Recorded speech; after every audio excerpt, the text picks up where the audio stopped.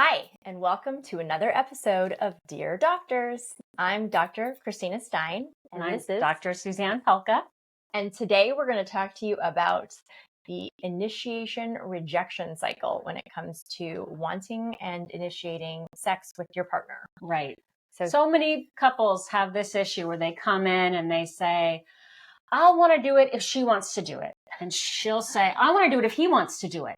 Everyone's waiting on the other person to show their desire and initiation. So It does seem like I have a perfect letter from one of our... one of you? Yes, one of you. So, dear doctors, my wife and I have been married about 6 years, and we have a 2-year-old. Before we got married, we had crazy good sex. Now we hardly ever have it. I hate initiating sex because even when my wife agrees to it, she's like a starfish and she's not into it. It feels like she's just allowing me to have maintenance sex or something every few weeks. Oh, yeah. It's boring and I'd rather masturbate than initiate and then get bummed out afterwards. I want her to desire me too and initiate once in a while herself.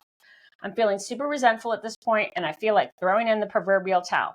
What can I do? Sincerely, Luke from Boston, Massachusetts. Well, Luke, you are in good stead with lots of fellow people. You know, so many women come in and complain that their partners don't initiate with them.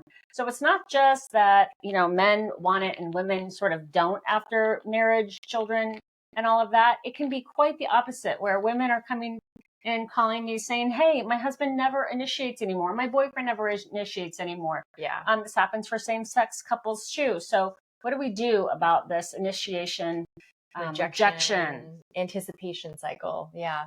I mean, and it's really tough too, because, for a lot of people, they experience more of like a responsive desire, meaning they don't necessarily suddenly feel like they want to have sex where they go pursue it. They more respond to somebody initiating or making a sexual comment or something like that.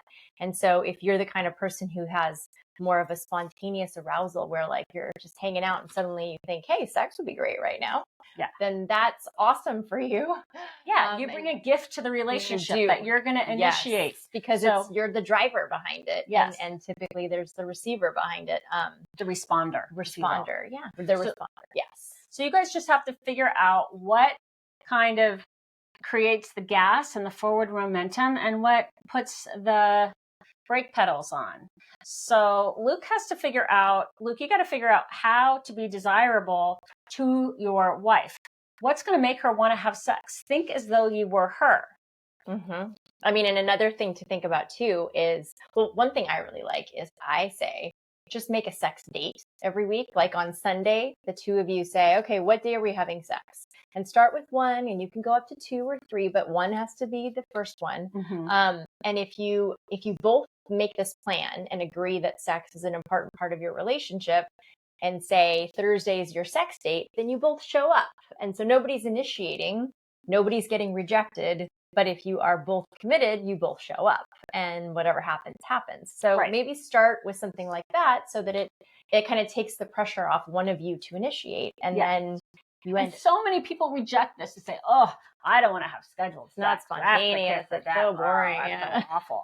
But you plan and put in your calendar everything that's important to you. Every appointment you make, whether it's dinner with a friend, poker night, you put it in your calendar. Yeah.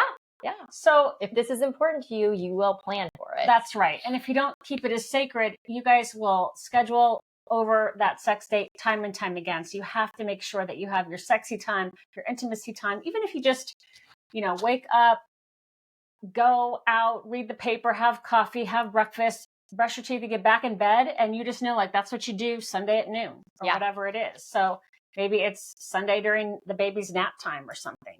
But everybody complains about scheduled sex, but once you get over your own ego and get over yourself and just schedule it, it's so much better. Well, and when it's scheduled and you both show up for that space, then you start to anticipate it. And if you create the space, right? So maybe you create a certain amount of time for spontaneity to happen within those boundaries, but you start to, incorporate new ideas and try different things. And it ends up being a highlight of your week if you're committing to it. Because at least, and the other thing too is if you don't do this and you're frustrated and you feel rejected, then there's a lot of feelings that happen between couples where if you're not initiating, then the person who wants to experience the initiation feels undesired. And they don't feel like it affects their self-esteem and affects their just how they see themselves and how they feel about the relationship. So it becomes harder to shift that pattern. And this is just a very like concrete, actionable way to be like, okay, we're going to set a sex date and do it until things feel different. But at least this is one way to like ensure that you're both committing to the intimacy in your relationship and that you're not just becoming roommates. And maybe call it sexy time. It doesn't have to be full-blown intercourse. It doesn't have to be whatever you consider to be full-blown sex. People consider it different things. Maybe it's a hand job. Who knows? Maybe it's one of you masturbating with your toy, but with you together and you're having a good time with that. That counts. Let everything count. Take away your ego. And remember, like, ask your partner, when's a good time for you? I know that with my couples that I see for sex therapy, often women definitely don't want to do anything at the end of the day after they've gotten the kids to bed. That's their sacred after time. 9 o'clock. No. Don't initiate after 9 o'clock if you've got a mom. Yes. No, that's like sacred time to relax. Well, sacred and no energy time. If you want to have a starfish experience, initiate after 9 or 10 o'clock at night because that's what you're going to get. Yeah. If usually women enjoy sex in the afternoon. Some women are morning people. Find out what your partner's preferred time of sex is and try and give that to them. That's when you set your date or your sexy time. Yeah. And if they need a little domestic foreplay, they need to know like you've taken care of the dishes, you've cleaned the kitchen, you fed the dog or whatever the thing may be. Think about domestic foreplay. It is easily as sexy as any other kind of foreplay. It's very true. So anyway, okay, hopefully that helps you. Yes. And the only thing to avoid is avoidance itself. So Luke, what's going to help you is to realize that you're bringing a gift to your marriage. You're bringing a gift of initiating. You're bringing the gift of continuing to respond because I bet you she doesn't want to have a sexless marriage either. Yes. And maybe if you ask her when she wants you to initiate, it'll feel better.